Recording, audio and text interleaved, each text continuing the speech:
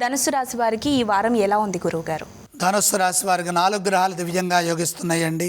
సప్తమంలో గురువు, చతుర్థంలో శుక్రుడు, తృతీయంలో కుజరాహువులు. మంచి మేలు ఒకటి ఈ వారంలో జరుగుతుంది. ఎదురు చూస్తున్న పనుల్లో విజయం ఉంటుంది. చేపట్టిన కార్యక్రమాల్లో శుభ ఫలితాలు గోచరిస్తున్నాయి.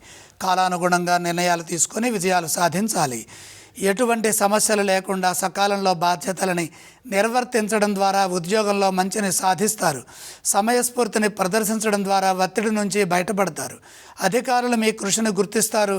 తగిన ప్రశంసలుంటాయి. ప్రతి పని లోతుగా ఆలోచించండి. నిదానంగా పనిచేయండి. పరిస్థితులను అర్థం చేసుకుంటూ ముందుకు సాగండి. ధర్మ మార్గంలో తీసుకునే సాహసోపేతమైన నిర్ణయాలు కలిసి వస్తాయి. ఆర్థిక అంశాలు బాగున్నాయి. మీ కృషిని బట్టి ఆర్థిక స్థితి మెరుగవుతుంది. ఆపద నుంచి బయటపడతారు.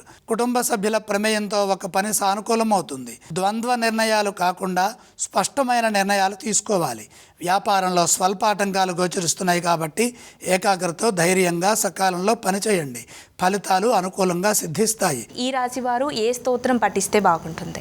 ధనుస్సు రాశి వారు విష్ణు సహస్రనామ స్తోత్ర పారాయణం చేయాలి. ఏ ఆలయాన్ని సందర్శిస్తే బాగుంటుందంటారు? శ్రీమన్నారాయణమూర్తిని దర్శించండి. ఇక ఏవేవి దానం చేస్తే బాగుంటుందంటారు? 3వ రాశిలో బుధుడున్నాడు. పెసలు దానం చేయండి.